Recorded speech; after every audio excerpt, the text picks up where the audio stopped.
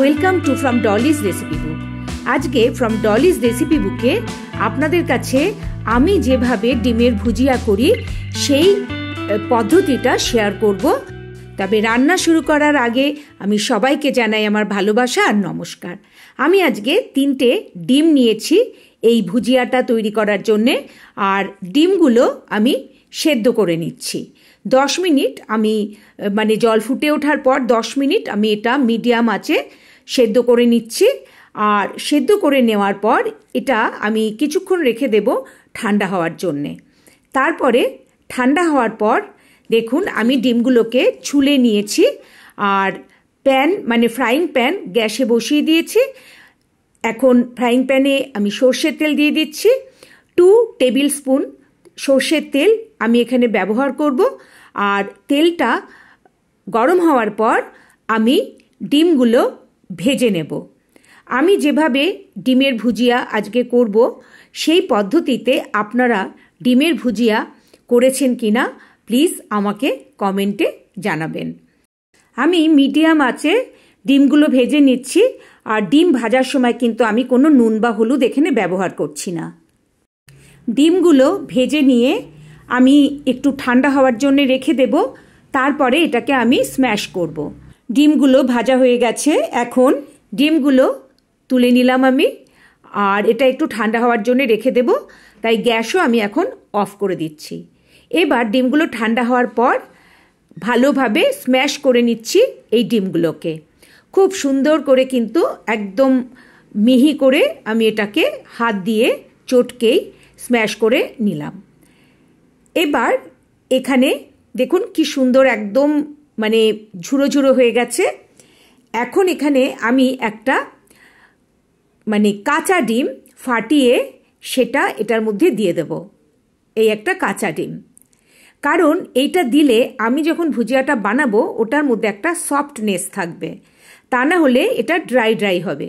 সেই জন্য আমি এরম একটা কাঁচা ডিম দেখুন এর মধ্যে মিশিয়ে নিলাম। এখন আবার আমি প্যান গ্যাসে বসিয়ে গ্যাসটা জ্বালিয়ে দিয়েছি, আর আগে যে তেল দিয়েছিলাম তার সাথে আরও 1 টেবিল স্পুন তেল সর্ষের তেল আমি দিয়ে দিলাম। এবার তেলটা গরম হওয়ার পর এখানে আমি কালো জিরে ফোড়ন দেব। রান্নাটা ভালো লাগলে লাইক আর শেয়ার করার জন্য অনুরোধ রইল। তেল গরম হওয়ার পর আমি 1/2 টিস্পুন কালো জিরে ফোড়নে দিয়ে দিলাম। আমি কিন্তু ফোড়নটা যখন দিচ্ছি তখন গ্যাসের ফ্লেম লোতে রয়েছে। আর এখন এখানে একটা শুকনো লঙ্কা ছিঁড়ে এর মধ্যে দিয়ে 10 সেকেন্ড মতো আমি লো ফ্লেমে রান্না করে নিচ্ছি। এখন একটা মিডিয়াম সাইজ পেঁয়াজ এইভাবে কুচি করে কেটে আমি ভেজে নেব। এখন থেকে কিন্তু পুরো রান্নাটাই আমি মিডিয়াম ফ্লেমে করব। পেঁয়াজটা 2 মিনিট মতো ভেজে নেব। এই রান্নাটা দেখে যদি আপনাদের ভালো লাগে তাহলে আমার চ্যানেলটা সাবস্ক্রাইব করে আমার পাশে থাকার জন্য অনুরোধ রইল। আর সাবস্ক্রাইব করা থাকলে পরের রান্নার নোটিফিকেশন আপনারা পেয়ে যাবেন। এখানে আমি 6টা মতো রসুনের কোয়া পেস্ট করে রেখেছি, সেটা দিয়ে আবার আরও 1 মিনিট আমি এটা ভেজে নিচ্ছি। পেঁয়াজটা দেখুন বেশ একটা ব্রাউন ব্রাউন হয়ে এসেছে। এবার 1/2 টিস্পুন আদা বাটা দিয়ে দিলাম, সেটা দেওয়ার পরও আরও 1 মিনিট আমি ভেজে নেব। এইভাবে আমি মশলাগুলো ভালো করে ফ্রাই করে নিচ্ছি। এই ভুজিয়াটা কিন্তু একটু অন্য ধরনের, খেতে খুবই সুন্দর হয়। আর 4টে কাঁচা লঙ্কা এরমভাবে চপড করা ছিল সেটাও আমি দিয়ে দিলাম। দিয়ে আবার একটু ভেজে নিয়ে জাস্ট একটু নাড়াচাড়া করে নিয়ে একটা মাঝারি সাইজের টমেটো এরমভাবে ছোট ছোট করে কুচি করা ছিল সেটাও আমি দিয়ে দিলাম। দিয়ে ভালো করে আমি টমেটোটা রান্না করে নেব যতক্ষণ না টমেটোটা নরম হচ্ছে। আর এখানে দিয়ে দিলাম 1/2 টিস্পুন হলুদ। আর আমার লবণের ক্লিপিংটার সময় ওঠেনি, তাই এখানে স্বাদ মতো লবণ দিয়ে দেবেন। ওই সময় কোনোভাবে আমার ভিডিওর ক্লিপিংটা গন্ডগোল হয়ে গেছিলো। এবার আমি দিয়ে দিলাম একটু সুগার ফ্রি। আপনারা 1/4 টিস্পুন চিনি দিয়ে দেবেন। যেহেতু এখানে টমেটো ব্যবহার হয়েছে তাই একটু চিনি দিলে ব্যালেন্স হবে। এবার টমেটোটা দেখুন পুরো বেশ মিয়ে গেছে বা একদম নরম হয়ে গেছে, মিশে গেছে।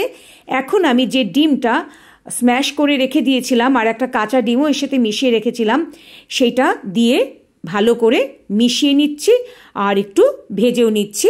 মানে 2-3 মিনিট মতো এটা কিন্তু আমি ভেজে নেব।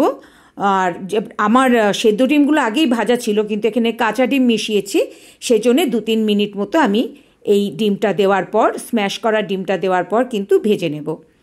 এবার 2-3 মিনিট মতো ভেজে নেওয়ার পর সামান্য ধনে পাতা, মানে কিছু ধনে পাতা আমি এখানে দিয়ে দিচ্ছি, আর ধনে পাতাটা দিয়ে একটু মিশিয়ে নিচ্ছি। আমার রান্নাটা কিন্তু হয়ে গেছে। এটা ভাত, রুটি সবের সাথেই খেতে পারবেন, বা ডাল দিয়ে ভাত মেখে সেটা মুখে দিয়েও খেতে পারবেন, ভাতে মেখেও খাওয়া যায়, রুটির সাথেও খাওয়া যায়। এটা খুবই সুন্দর একটা রান্না। এই রান্নাটা করে খেয়ে দেখবেন একবার, এর জন্য অনুরোধ রইল। এই ভুজিয়াটা কিন্তু একটু অন্য ধরনের খেতে হয়, তাই এটা একবার করে খেয়ে আপনারা দেখবেন। আর দেখুন, দেখতেও কিন্তু যথেষ্ট সুন্দর লাগছে। আর আমি এরপরে আবার নতুন কোনো রেসিপি আপনাদের কাছে নিয়ে আসবো, আপনাদের সাথে শেয়ার করব। আপনারা সবাই খুব ভালো থাকবেন। আমার আজকের রেসিপি কেমন লাগলো প্লিজ কমেন্টে জানাবেন। আবার আসবো নতুন কোনো রেসিপি নিয়ে। নমস্কার।